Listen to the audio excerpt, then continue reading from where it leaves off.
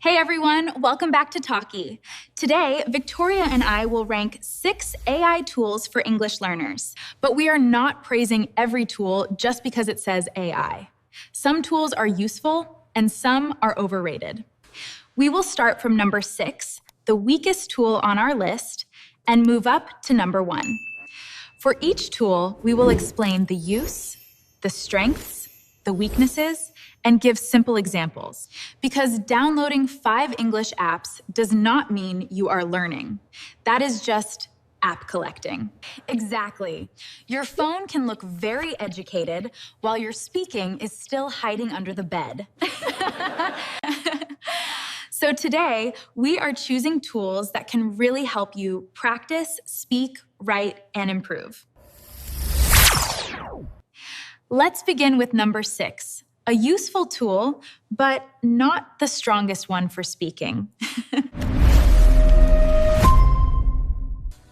At number 6, we have QuillBot. It is mostly useful for paraphrasing and rewriting sentences. Yes, exactly.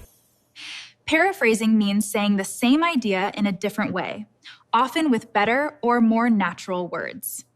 For example, I want to improve my English can become I would like to improve my English. That is useful because many learners repeat the same words too much in their writing. Instead of always saying very good, you can learn words like excellent, helpful, useful, or impressive. The strength of QuillBot is writing. It can show you different ways to express one idea. But the weakness is serious. If you only copy the new sentence, you are not learning much. So our rating for QuillBot is 6.5 out of 10. Useful for writing, weak for speaking. At number 5, we have Google Translate. It is simple, fast, and still useful for learners. It can help you check word meanings, short phrases, and pronunciation when you need quick help. For example, a Spanish speaker may write, perdí el autobús, and see, I missed the bus. That is a good natural sentence. You can listen, repeat it, and remember the full phrase. The strength of Google Translate is speed. It works like a fast dictionary in your pocket. But the weakness is that many learners translate full sentences directly from their first language. Then they memorize unnatural English, and later they wonder why native speakers look confused. For example, some languages say, I have 30 years, but English says, I am 30. So translation can help with meaning, but it does not always teach natural English. Use Google Translate for quick checking, then ask, would people really say this in English? Our rating is 7 out of 10. Useful and fast, but dangerous if you overuse it. Final advice, use it like a dictionary, not like your main English teacher.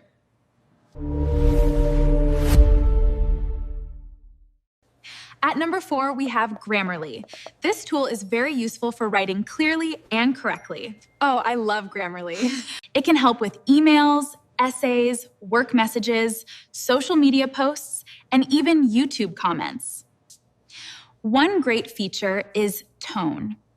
Tone means how your message feels to the reader. For example, your message may sound friendly, professional, too direct, or accidentally rude. If you write, send me the file today, it may sound a little too cold. A better version is, could you please send me the file today? That sounds more polite. Yes. Grammarly is strong because it helps with grammar, punctuation, clarity, and professional writing. But the weakness is clear. If you accept every correction quickly, you learn almost nothing.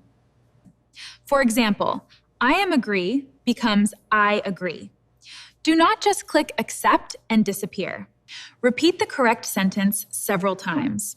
Say, I agree with you, until it feels natural. Our rating is 7.5 out of 10 for general English learning, but higher for writing. At number 3, we have Small Talk to Me. This tool is useful for speaking tests and feedback. It can help you practice IELTS speaking, job interviews, daily topics, and level checking. Many learners do not really know their speaking level. Reading well does not always mean speaking well. Small Talk to Me can give feedback on fluency, pronunciation, grammar, vocabulary, and general speaking performance. For example, it may ask, describe your favorite place to relax. Then you answer naturally. A simple answer is, I like my room because it is quiet, comfortable, and peaceful. Then the tool may tell you to add more details or use stronger vocabulary. That kind of feedback is useful because it shows what you should practice next. The weakness is that it may feel more like a test than a real conversation.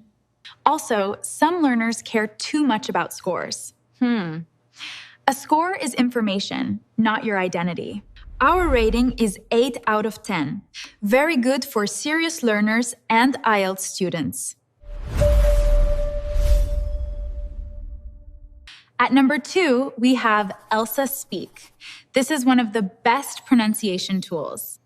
If people often ask you to repeat yourself, ELSA can help you speak more clearly. Thank you, Jane.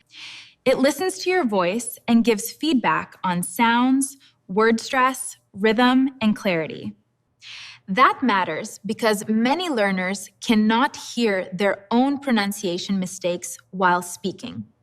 For example, words like world, comfortable, vegetable, and beach can be difficult.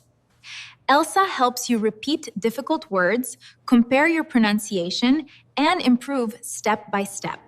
It also has role-play practice, like ordering coffee, job interviews, travel, and small talk. The weakness is that some learners become obsessed with having a perfect American accent. But your goal is not a perfect accent. Your goal is clear communication. Exactly. People should understand you easily. You do not need to erase your own identity. Our rating is 8.8 out of 10. Excellent for pronunciation, clarity, and speaking confidence. Final advice, use ELSA daily for difficult sounds, then use those words in real sentences.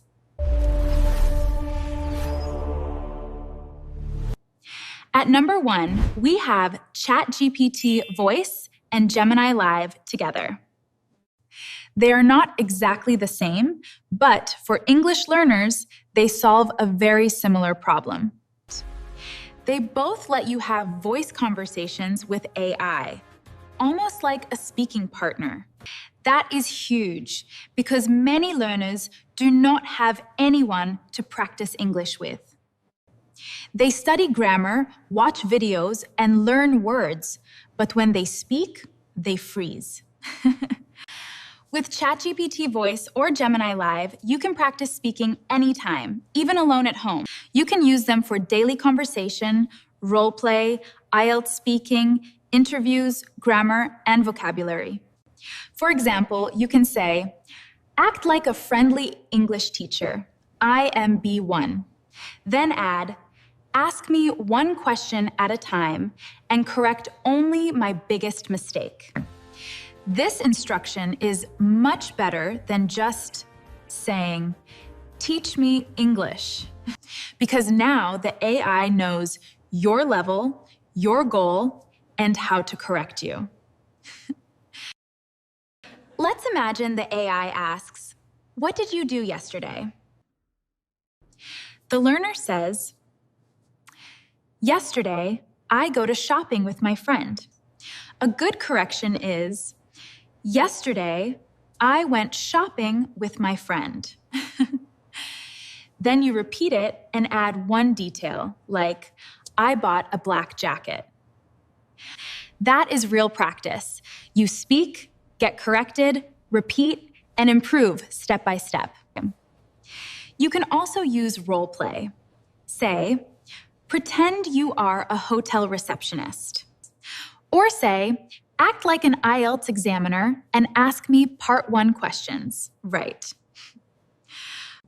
The strength is flexibility. These tools can become your teacher, partner, and examiner.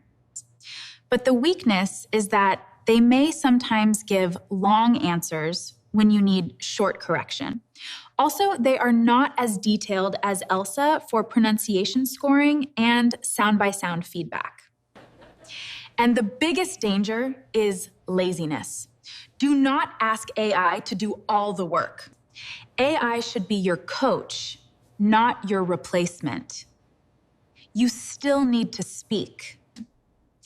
Our rating is 9.3 out of 10 for both ChatGPT Voice and Gemini Live. Final advice: choose one, give it clear instructions, and practice speaking every day. The real secret is not which AI tool you use. The real secret is how you use it. Choose one tool today, give it clear instructions, and practice speaking for just 10 minutes. And tell us in the comments which tool you want to try first: ChatGPT, Gemini, ELSA, or another one. If this video helped you too, please like it and subscribe to Talky for more practical English lessons. Thanks for watching, keep practicing, and remember, AI can help, but you still have to speak. Thanks for watching.